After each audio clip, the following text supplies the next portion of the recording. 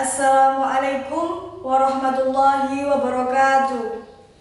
Nama saya Nurul Wijayanti dari SMP Negeri 1 Kerep akan menceritakan sebuah cerpen karya Ahmad Tohari yang berjudul Senyum Karyamin.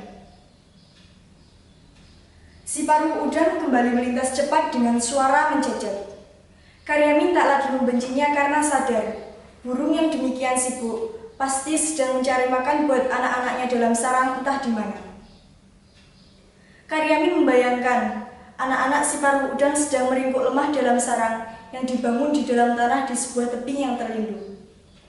Angin kembali bertiup, daun-daun jati berterbangan, dan beberapa di antaranya jatuh ke permukaan sungai. Daun-daun itu selalu saja bergerak menentang arus karena dorongan angin. "Jadi, kamu sungguh tak mau makan, Min?" tanya Saidah ketika melihat Karyamin bangkit. "Tidak, kalau kamu tak tega melihat aku lapar, aku pun tak tega melihat lenganmu habis karena utang-utangku dan kawan-kawan." "Iya, Min, iya, tetapi..." Saidah memutus kata-katanya sendiri karena Karyamin sudah berjalan menjauh.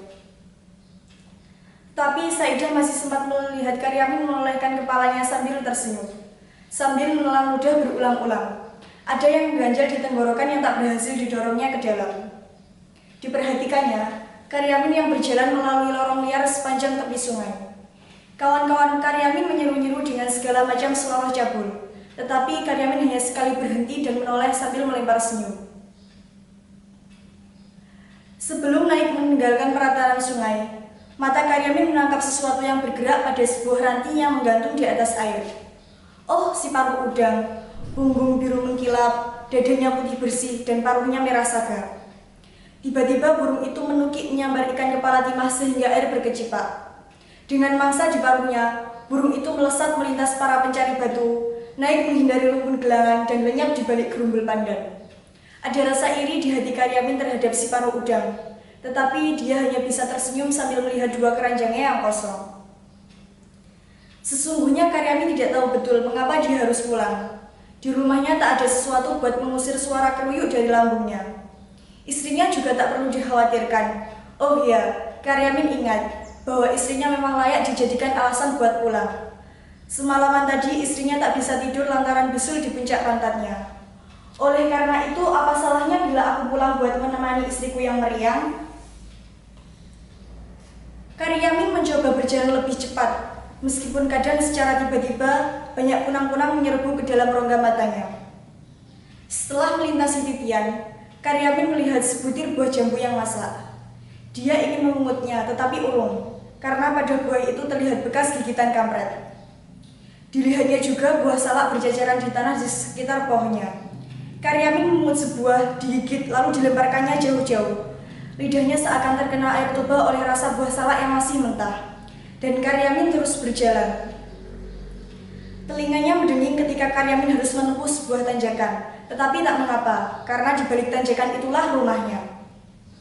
Sebelum habis mendaki tanjakan, Karyamin mendadak berhenti. Dia melihat dua buah sepeda jengki diparkir di halaman rumahnya. Denging dalam telinganya terdengar semakin nyaring.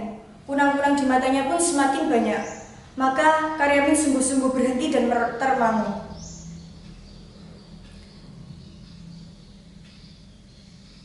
Dibayangkannya, istrinya yang sedang sakit harus menghadapi dua penagih bank harian. Padahal Karyamin tahu, istrinya tak mampu membayar kewajibannya hari ini, hari esok, hari lusa, dan entah hingga kapan. Seperti entah kapan datangnya tengkulak yang telah setengah bulan membawa batunya.